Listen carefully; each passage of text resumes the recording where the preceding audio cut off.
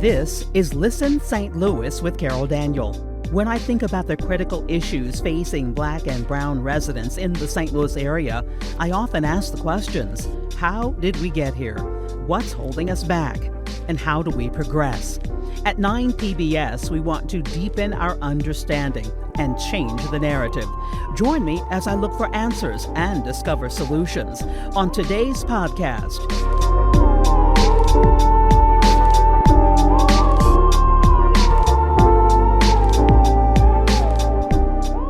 There are health disparities for every type of cancer for African Americans in the St. Louis region. Dr. Lannis Hall joins me to explain, and she discusses why diversity among participants in cancer research is so critical. But there is some good news to report. My guest today, Dr. Lannis Hall, Director of Radiation Oncology at Siteman Cancer Center at Barnes-Jewish St. Peter's Hospital and Assistant Professor of Clinical Radiation Oncology at Washington University School of Medicine. Listen St. Louis with Carol Daniel is supported in part by Midwest Bank Center, the Betsy and Thomas Patterson Foundation, and Orvin and Latrice Kimbrough. Welcome back to another episode of Listen St. Louis with Carol Daniel. I am so grateful for your listenership. I'm so grateful that you are subscribing and that many of you are downloading the podcast as well. And I am especially grateful that you decide that you like what you hear and what you see, so you then share it with your friends, your family, and your colleagues. That's very, very important, because that's how we spread the message of what is happening here at Listen St. Louis with Carol Daniel. 9 PBS has an intention, and that is that we will change the narrative, the story we tell ourselves about ourselves in St. Louis, and that is at the heart of this podcast. So thank you again for subscribing, for downloading, and for sharing this podcast. And if you hear something that you like, definitely leave us a comment, because I read every single one of them. So let us know what you thought and what you're thinking about what you are hearing on this podcast. I call her a friend. I have known Dr. Lannis Hall for I don't even know how long. I don't even know when we first met. I just know that I've known you for 20 years. Yes, I don't know. We have, and every time I see you, you say something that resonates, and it is good to be here with you today. It is good to have you, because this conversation, and as you know, as someone who has dealt with cancer in my family's life and in my own life, this conversation, we hope, every conversation really, we hope will not only change lives, but actually save lives. I had skin cancer, just a little thing that I thought was a big old pimple, and vanity drove me to go to the ER because I had an event coming up, and I thought, Dr. Hall, there are going to be pictures of me. I got to get this thing removed. And 2 weeks later, they told me it was skin cancer, and so I had it removed, and I had 8 stitches, and then the next year, I had was diagnosed with thyroid cancer and had half of my thyroid removed, and so cancer's real, and it's way too prevalent amongst African Americans. It is, and what people don't realize is 1 out of 3 men and women, African American men and women, will develop cancer in their lifetime. So that's why it is so prevalent. 1 out of 3. That's high. That's very high, and we lead the incidence or the development of some of our more common cancers, like prostate, and when we think of lung cancer for men, and colorectal cancer for men and women, multiple myeloma. And so multiple cancers that are diagnosed each year, some very common, some that are not. We have a higher incidence than most other ethnic and racial groups. So when we talk about hearing about cancer so often, it's true. It is borne out in the statistics. And unfortunately, some of the causes are more prevalent in our neighborhoods, in our communities, things that increase our risk.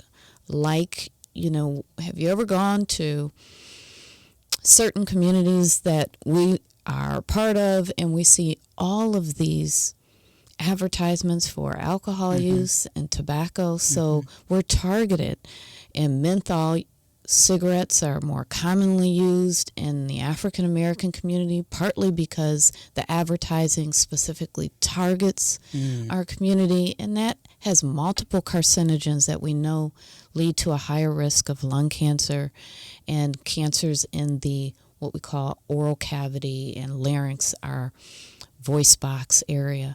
So, we are in this situation, but it has been structural racism and other things that have occurred that have been generational that have led us here. It's not just like, why do we catch it more often? No, there is a real prescription as to why we are in this situation.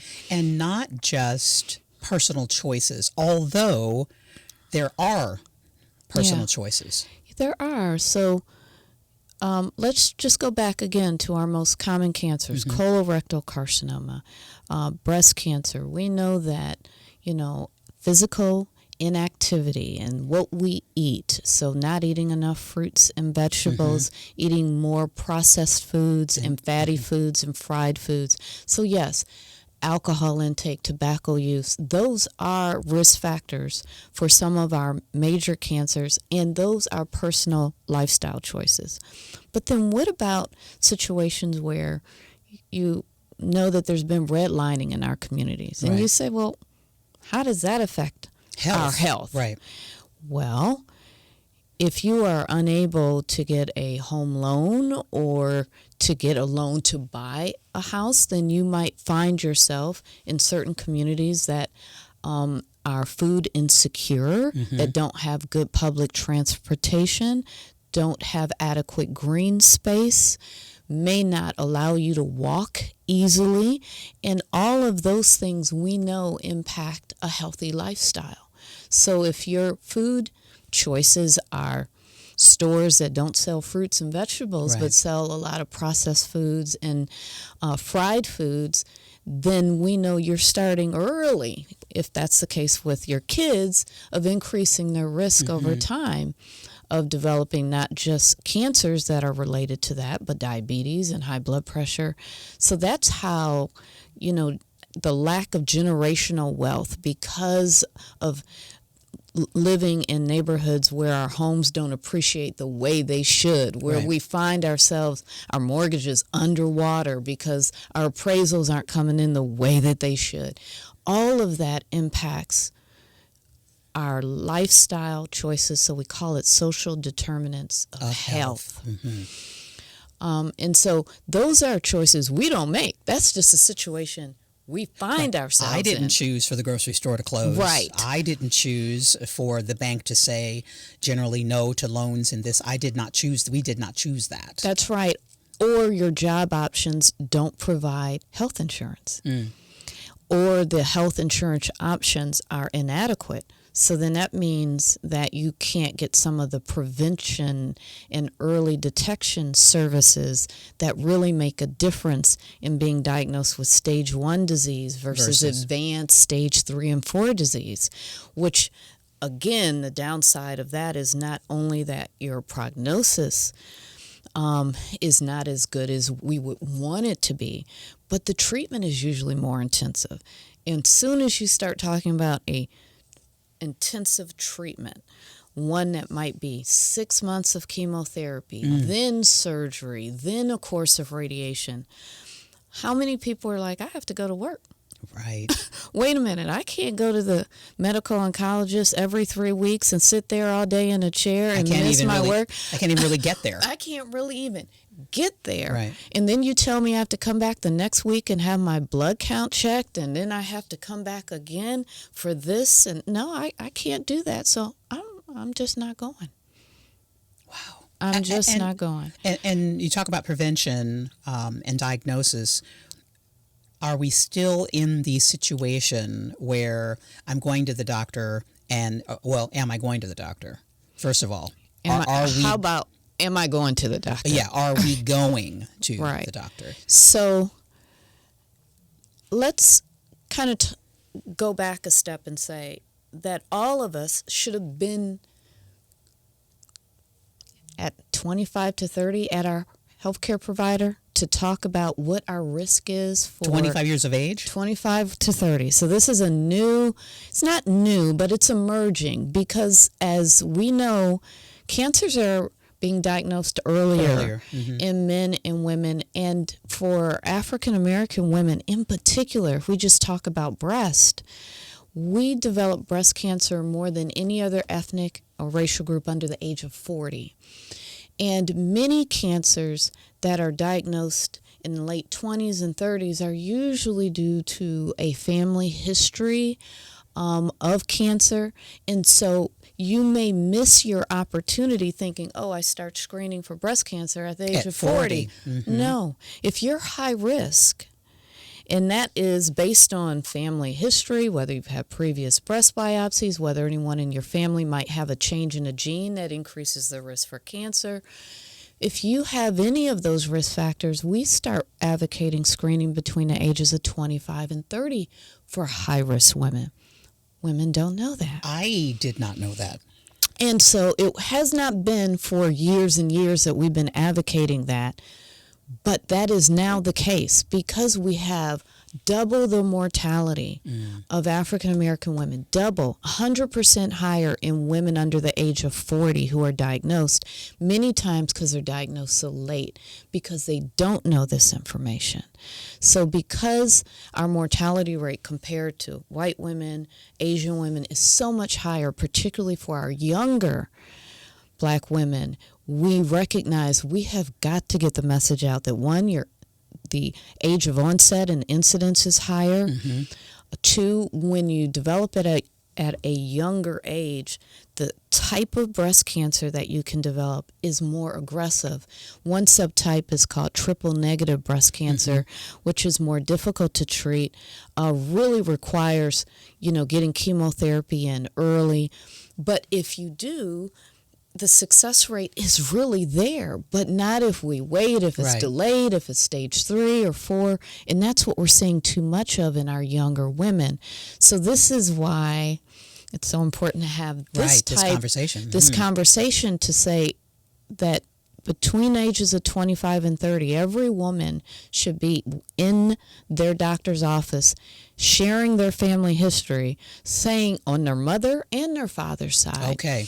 And why is that so important? Because we know that if you have a strong family history of colon or prostate cancer, whether colon mother's side or father's side, but prostate on the father's side, it can increase a woman's or a child, the daughter, the risk for breast cancer, particularly if in that family there is a change in a gene that is being passed down from grandfather to father to daughters and sons. And the one thing that is standing out to me so much already in this conversation is knowing family history means talking about it. And there is a generation that did not talk about it. We were just talking about this.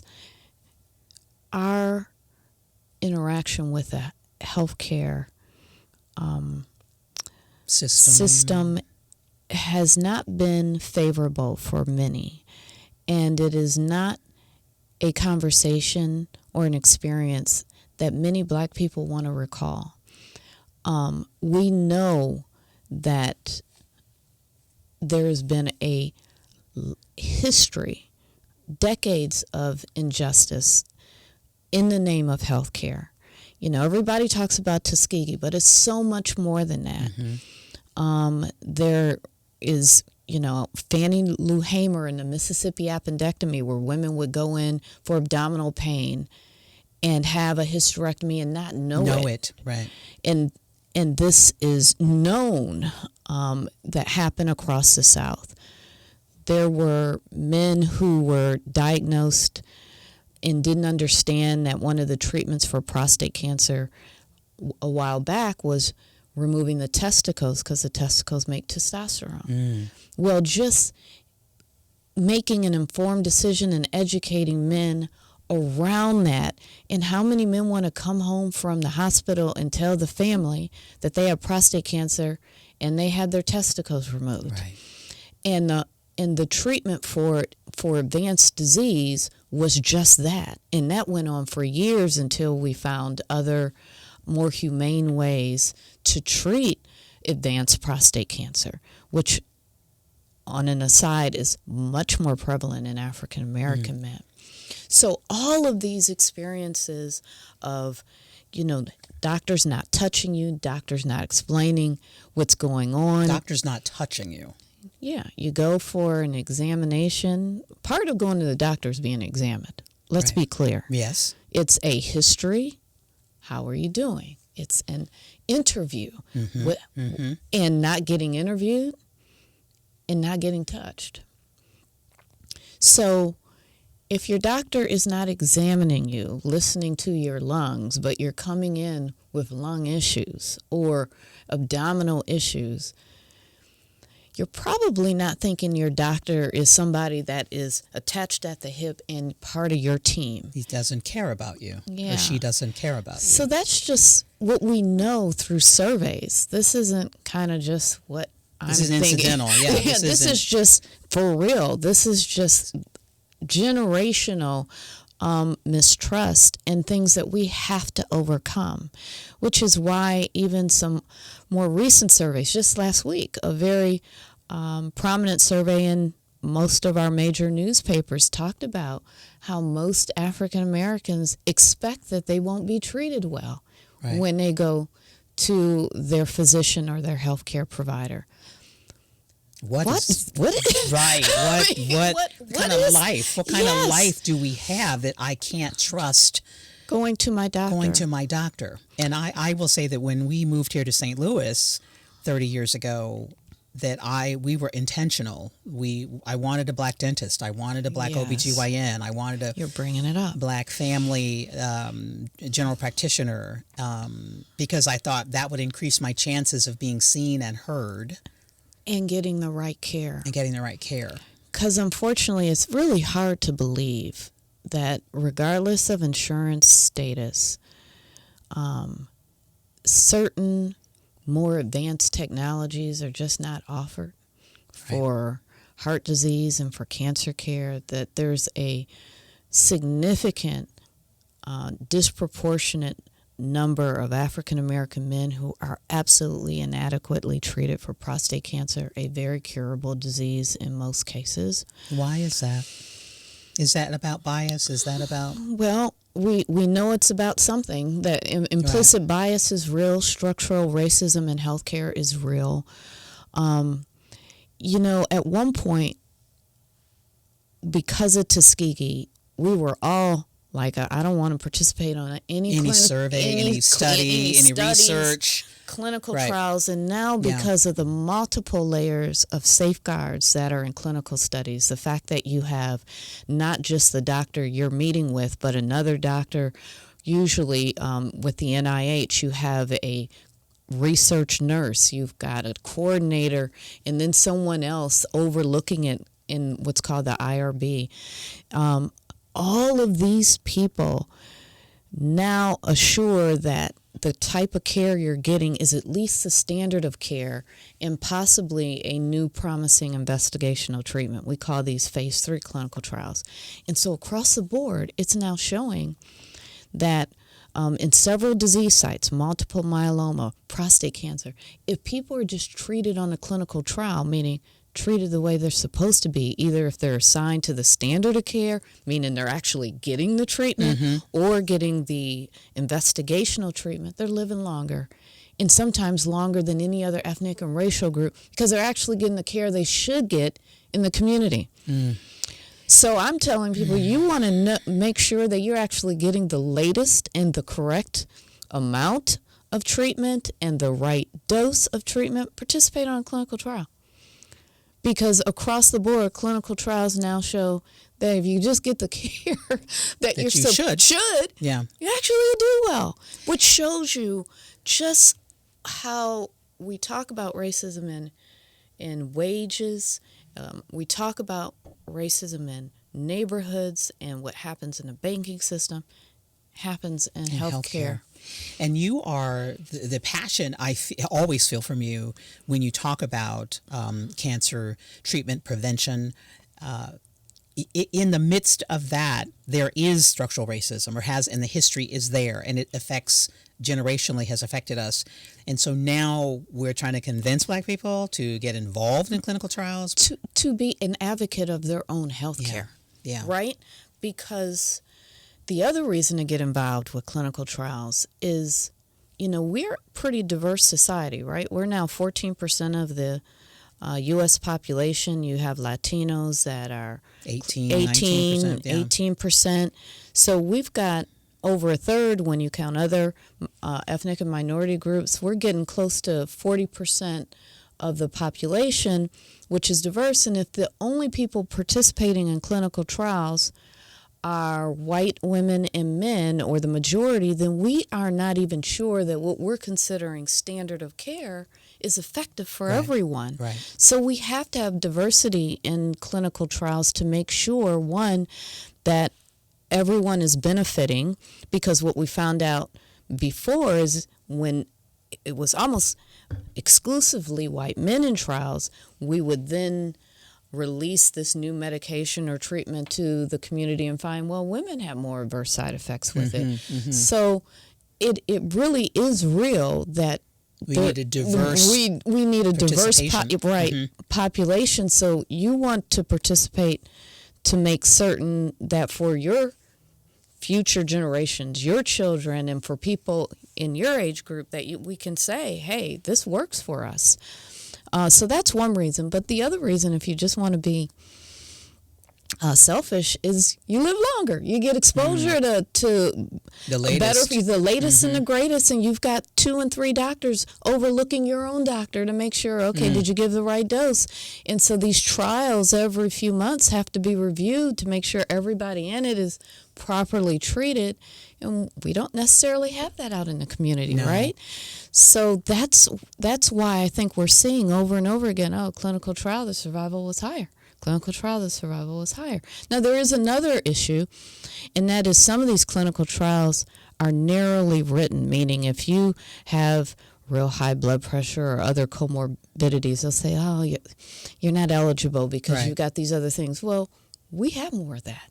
So making sure the eligibility to participate is more representative of what we see in the community is another issue. But the biggest issue is, did your doctor even mention the clinical trials to you? I've never had a doctor mention the clinical trial. Yeah, and so that's the other thing, awareness. When you walk in a room, does your bias that you don't even know exists say, well, I'll just go through this appointment, but I'm not going to spend the extra 5 or 10 minutes because they'll probably not want to participate anyway. So your message is not just to the population, but it's to your colleagues. Absolutely. To your colleagues. Yeah. And so we have a number of things that we do in Siteman Cancer Center, for example, to make sure that we're overcoming what we know can be a lack of awareness about trials with our physicians. But then are you actually offering the trial to everyone that is eligible, that's coming through your doors? I've always been curious because I've been on panels with you, and I have been in the audience, and you were a featured speaker. So I've heard you for many, many years talking about these very things, right? It's at the heart of what you do. And I've always been curious if you get pushback because you are unapologetically focusing on. And you don't do this, I mean, it's not your whole career. You treat whomever comes through the door. But you definitely, in your free time, are unapologetically speaking to Black people and their health outcomes. Sometimes, but leadership makes all the difference in the world. And, we have incredible leadership at Siteman that is committed to this. Maybe not everybody beneath, maybe not everyone, but when you have someone who is the director of Siteman who says this is an absolute priority, it gives you some space. But I also have to say we need more funds to do some real development in this space. It Mm-hmm. can't just be talking about it, but it also has to be some real deep programs, because we hire staff from everywhere, right? We have faculty from everywhere, and we want to make sure that we're offering the right type, the type of education to make them successful in this space. So that takes, a commitment, financial commitment. Right. And that's not necessarily in the reimbursement from a patient who comes to see you to do all of these extra things. So research is expensive. And I'm just saying this is one part of it. Right. So we always want to do more, but we have 500 clinical trials open right now. And I would 500, and I would say that I'm pretty proud of the diversity of our what we call research portfolio. We've got some incredible investigators at Siteman, but it is a lot of extra work beyond seeing the patient and coming up with a prescription. So having the support, starting with the NIH and having those dollars to do it, it's an ongoing battle. The Black experience in St. Louis is unique, but it's also much like every other urban community facing environmental racism, lack of resources, and as you mentioned earlier, intentional placement of liquor stores, check cashing places, exorbitant interest rates, and so we know that is a part of the Black experience in urban St. Louis. Is there a point at which you feel like you are making headway to change the outcomes here for Black people in St. Louis and their health? Well, I would give one, I think, real bright spot that we have right now. For a while I've been, and so many of us have been talking about this much higher breast cancer mortality rate that we see in St. Louis County, where across the United States for years now, unfortunately, we have persistently had a 40% higher mortality rate for breast cancer in Black women compared to white women. It has been persistent over 2 decades. And in St. Louis County, when you compare the mortality rate for breast cancer for Black women compared to white women, it had been persistently above 80%. Wow. And so it was double what we saw in the national. Average in the last 3 years. And so we look at 5-year windows, but the last 3 years it's been coming down, which I'm just hoping it continues in that way. I'm nervous because of COVID and because of the pause that we all put on engaging our healthcare system, but this, we're very hopeful. Our screening rates have gone up. And we've seen less women presenting with advanced disease than when we first started. So all of that should point to hopefully long-term better outcomes, but you can never stop pushing. You can never stop pushing because, as we've talked about, we've got a more aggressive subtype that's more commonly diagnosed in Black women. We have earlier age of onset, and we have problems with insurance and being underinsured. Right. And these types of breast cancer sometimes require a lot of treatment.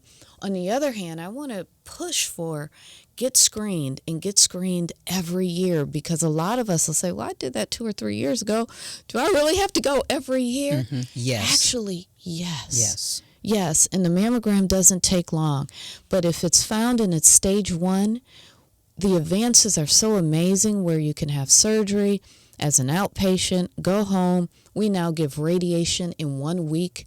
So 2 weeks later, if you have breast conservation and we do something called radiation to make sure it doesn't come back anywhere else in the breast, those x-ray treatments are 1 week. Hey, you're back. Golden, as opposed to stage 3 or 4 where we have to say, okay, well, treatment's going to be months. Right. And so just know that the benefit of screening for, let's just go through it if you don't mind, Carol. screening for colon cancer and screening for cervical cancer is also a prevention exercise. If you get a colonoscopy and you remove a polyp, then you have removed what is the earliest transformation from a polyp to a cancer. So then it's a prevention and a treatment tool as well as a detection tool. Same for cervical cancer. As you know, if you have a pap that comes back and it might say, hey, you've got abnormal cells, if we've heard so much from our girlfriends sometimes, well, they can do a procedure and get rid of that before having any significant progression. So cervical cancer and colon cancer both benefit from screening tools that can be prevention tools also. But then you have PSA for prostate cancer, mammograms for breast that truly do diagnose at a much earlier stage where the likelihood of a cure rate over 90% is absolutely there. And did what you've seen in the last 3 years in St. Louis County, the reduction, can you say right now that what we are seeing initially is the result of extra screening, an increase in screening? Or I think there's a lot of things. Not only is it increase in screening and awareness, but I also think that our treatments have improved significantly. And so we're benefiting from an earlier diagnosis, programs across, not just with, BJC, but across all systems. We're trying to get women in for their biopsy sooner than 2 months later they go and know within 2 weeks or 3 weeks they're getting a diagnostic mammogram and a biopsy and seeing the cancer physician. So there have been programs that have been intentional, and I would say like one of the biggest ones is we put a cancer center in the heart of North County. And one of the real reasons I think we have seen such a high rate of mortality in North County was access. Think about 64 and 40. This goes back to what we started at. You can get off every exit and probably hit either an outpatient cancer center, a screening center, or a hospital, or just hospital. St. Louis County, in North St. Louis County in particular, North St. Louis County has a landmass that is larger than St. Louis City. But think about the number of areas that you could go to for screening. The access to care, we've got 2 hospitals that were anchoring polar opposite ends and a lot in the middle, where in other areas of St. Louis County there were multiple facilities that you could go to. But not in North County. But not in North County. So we know access. So putting a cancer center in the heart of North County, I also think is very helpful. Now, I can't say that that is the reason why, but if you tell people cancer care close to home, hey, you can go 1 mile down, and they're more likely. They're more likely to do it than say, okay, you've got to catch the metro and 2 buses. And it's a half day already. A half day. Both ways. What's the likelihood you're going to do that? Or you may do it, but you're going to do it when it's painful, when you're like, I got to do something because it's now hurting. And I feel, and I have felt for a long time that healthcare, we could insert education, we could insert any institution, institutional engagement, and we would have to ask ourselves, do I care that a certain population isn't engaging? If I don't care, then I'm not going to ask why, and I'm just going to leave them be. But if I say I care, then I'm going to want to know, why aren't people in North City or North County engaging in higher education or community college, or why aren't young people or middle-aged people in the city or the county not engaging in the healthcare system? If I say I care. Then I'm going to ask some more questions, and then I'm going to change things, which is what has happened. And you can't claim to be a cancer center for just part of the region. And the region that's insured. Insured. And can't claim. You cannot. That, okay, I've got this incredible cancer center with a catchment area of 82 counties, but then just cherry pick what counties and what areas you decide you want to care about, you've got to care about every county. You have to care about every county. And I believe part of the oath, do no harm. First, do no harm. First, do no harm. And if I ignore, I'm doing harm. You're doing harm. Yeah. Would you characterize yourself as hopeful? I am. And let me tell you why I'm hopeful. Okay. We know that about 40% of the cancers that are diagnosed are truly lifestyle related. Tobacco is associated with about 18% of the cancers diagnosed. And then we have physical inactivity, food choices, alcohol that are responsible, obesity that are responsible for like the other 18%.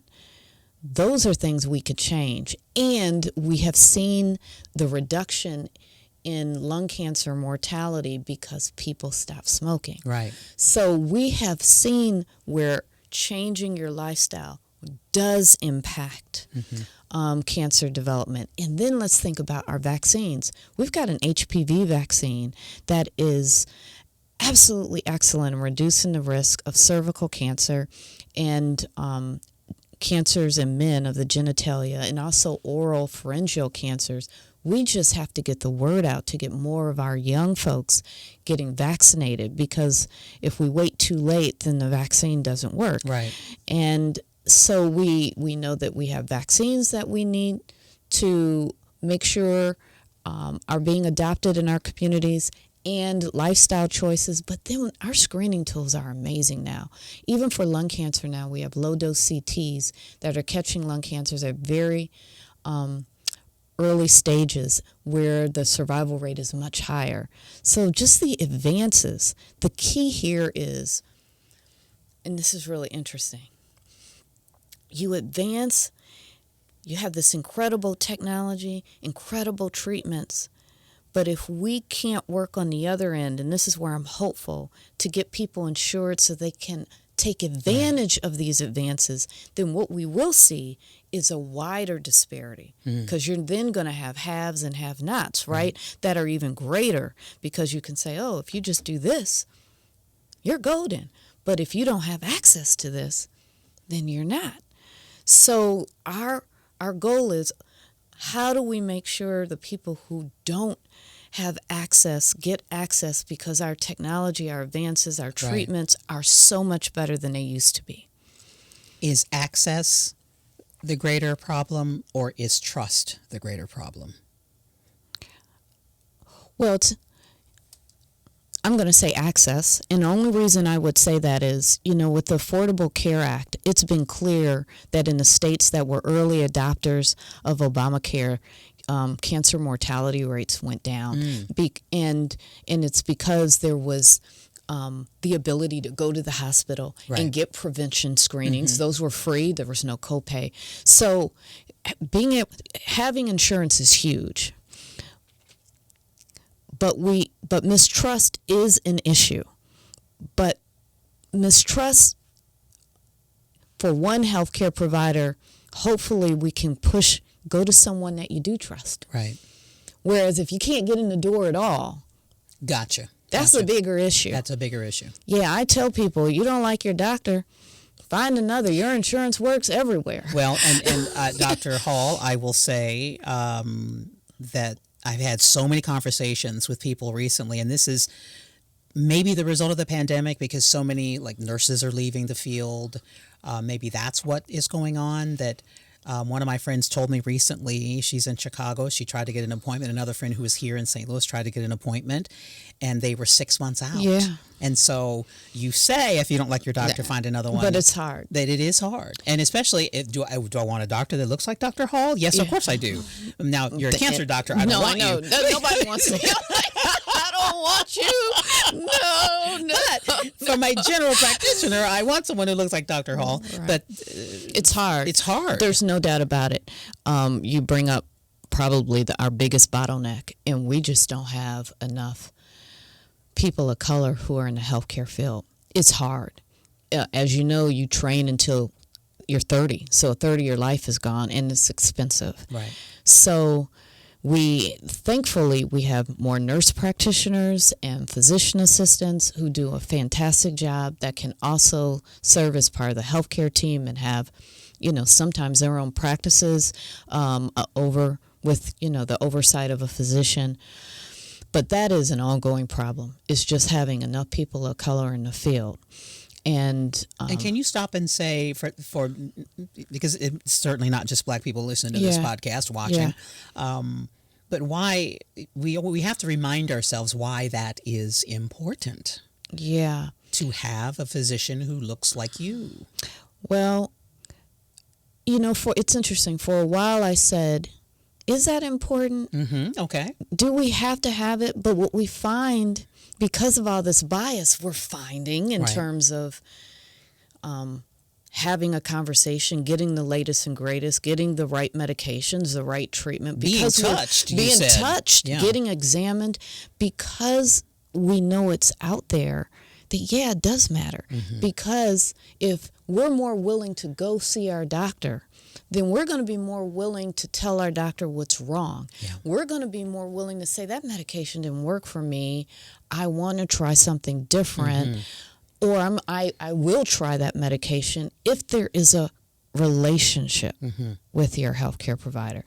I want to say a vast majority of us are really doing a good job, no matter what we look like. And that's important, right? Because we're getting diverse. We're diverse, and we want to be able to take care of everyone. However, we know over and over and over again, you're more likely to have a better experience. You're more likely to receive the treatment that you should. We need more people of color in the healthcare field. And I don't think I've ever heard it put in that way, described in that way, that I've ever heard a Black doctor say, does it matter?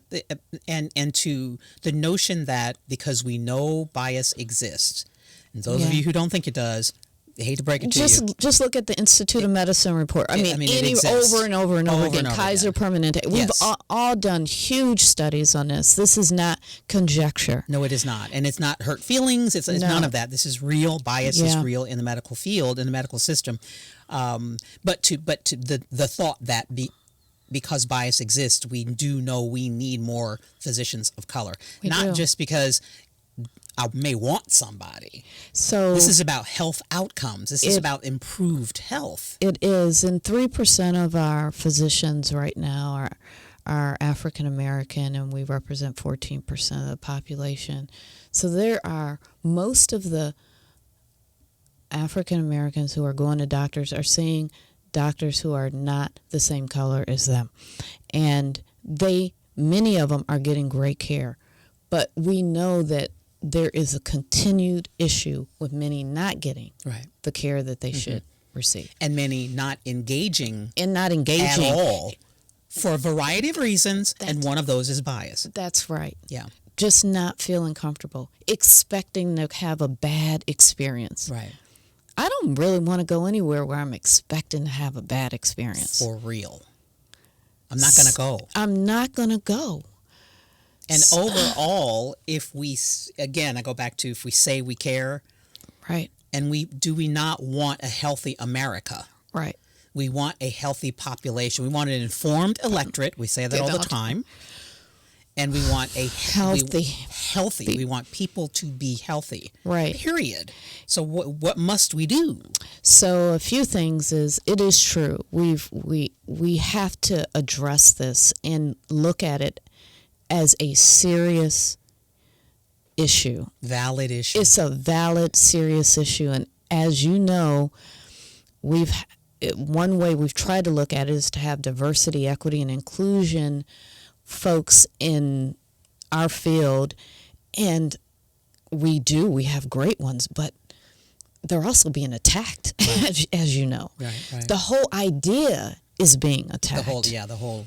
And so this requires being consistently intentional about what's going on, because the environment isn't even as open to the idea that we need to do special programs around this. But I I want to bring up another point. We have to advocate for ourselves. Some of us will do more looking for a new car than we will Oh, my goodness. going to a physician. You don't like your physician, go to another one. If you have a life-threatening diagnosis, get a second opinion. These are basic things that you would do if you're searching for a new ride. You say, well, I'm going to go to this dealership, but I'm going to go down the street and see what they are offering too, see what my better deal is. Why wouldn't you do that for your health? You're more important than any car that you're going to get. And you give an oil change to your car, change the do a wheel alignment, get new tires. Yeah. Why not go to the doctor? So some of this still falls on us. Yes, you may not like the experience, find a different experience. If you can't, still go to the doctor and ask questions. So we actually have to be our best advocate because we're our only advocate. We have to be our own CEO. We got to be the CEO of our body because no one else is. I love the example of doing the research for the car because Yeah. I have seen people when they go to a restaurant or they're in the store, whatever the store is, grocery store or otherwise, be highly agitated or have very high expectations of how they should be treated in the store. Yes. But you're not that way with your own. You should be that. I don't want to judge, but you should be that way with your health. How about you've already identified 4 different prices on your phone for where you can pick up something. And then just think of the research you do for other things. For other things. That is so, I've just never heard it put that way. That is so, that's good. That's good. We've got to do better ourselves too. And we can be demanding. We can. Oh.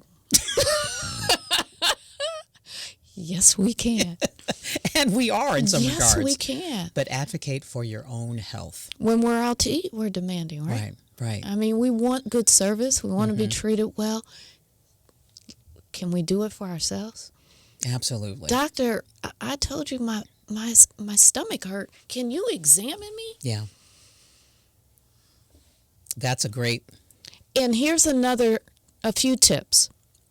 Bring someone with you so that both of you all are hearing what the doctor is saying. Because you're going to hear it differently yourself. Yeah. Particularly if you're really in pain or you have a new diagnosis that is really difficult for you to absorb. Bring someone else with you. Have them with a pad of paper and a pencil. Yep. Write down questions before you go, because that also tells your doctor when they walk in, okay, all right. She's serious. She's serious. Yeah. We shouldn't have to do it, but guess what? Actually, we should. That's what advocates do. That's what advocates do. I would tell you a quick story that before I let you go in that my mother about 7 years ago was diagnosed with breast cancer. She had a lumpectomy, and at one of the appointments, I literally snuck into the room. I was walking behind I knew my dad did not want me in there, but I knew I needed to be in there because I knew he was not going. My father, when he passed away, was 91. He was not going to ask questions because a certain generation, you don't question the doctor. You don't question the doctor, right? So I'm behind my dad, and I literally slide in sideways as the door is closing because I didn't want to make a noise.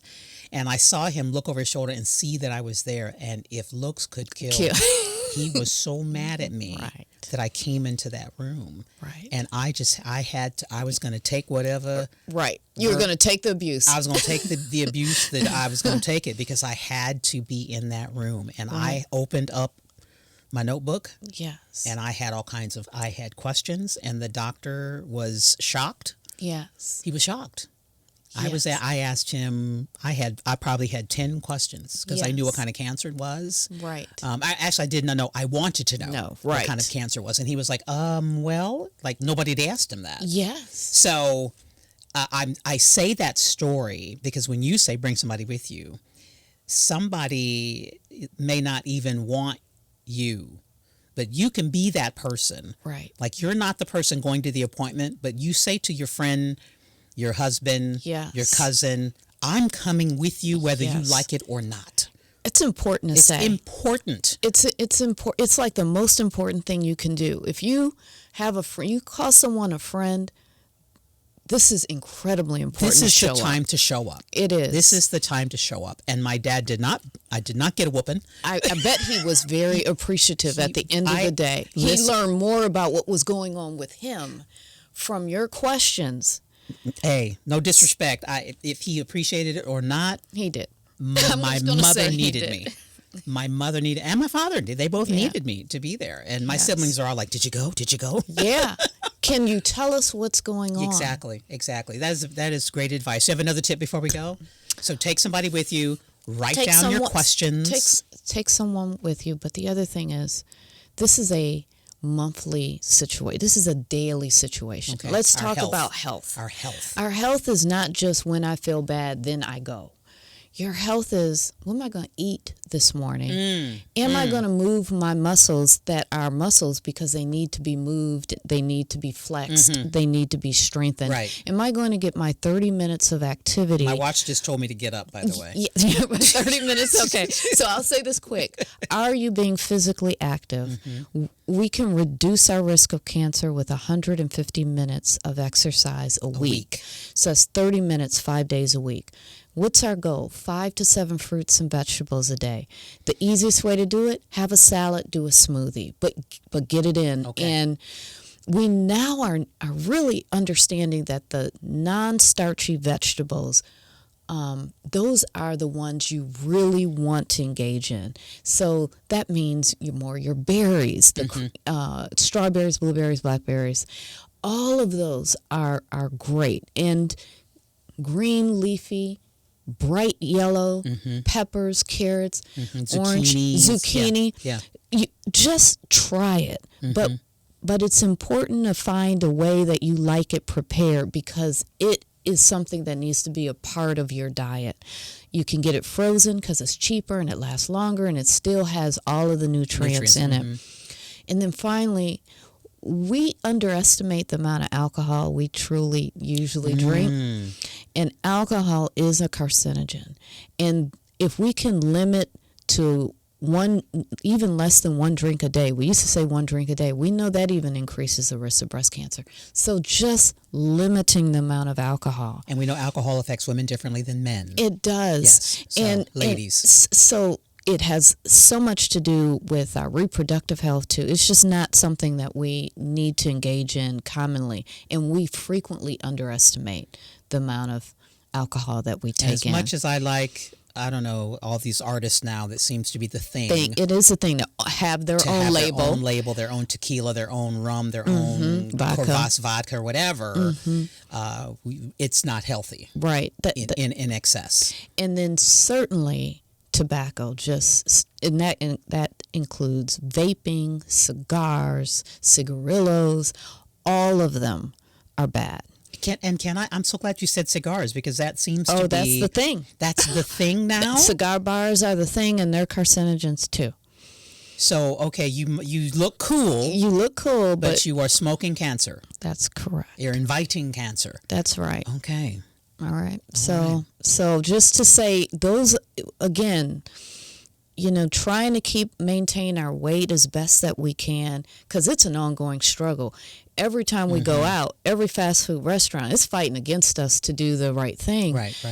We just have to really say health is a daily commitment. Daily decision. It's a daily decision. You're going to be happy to know I've lost 14 pounds. You look great. Thank you. Period. I lost it, gained it, and now I'm back on the loop. Yeah. So let's remember that Christmas is coming. We can give ourselves a little break now and then, but as soon as that holiday is over, we got to recommit. Because it's hard when you go to people's homes and they've got deliciousness everywhere. And so I just say everything in moderation. Just say, okay, I'll try it, but I'm not going to eat the whole thing. And just walk. Walk. Down your steps in your own home. You don't have to go to join a gym. Yeah, absolutely. Thank you, as always. Oh, it's my pleasure. I'm so happy and honored to be here with you. Thank you. Dr. Hall, who is someone in the community who's trying to help us to live longer, just Yeah. live longer and live a healthier life, and Yeah. you actually deserve it. Dr. Lannis Hall, thank you so much. It's always a joy to see you. It's so good to see you, Carol. Happy holidays. Happy holidays to you. Thank you for joining us on another episode of Listen St. Louis with Carol Daniel. And you can subscribe to our podcast. You can download this and listen to it later. You can also share it, and we hope you do all of those things, because we do want to have more people in St. Louis engaged in these incredible conversations that we are having here at 9PBS. Go to 9pbs.org to find all our previous podcasts and get yourself up to speed on all the incredible things that are happening in the St. Louis region and the great people like Dr. Hall who are trying to make it happen. Thank you for joining us on this episode of Listen St. Louis with Carol Daniel. Take care. We'll see you next week.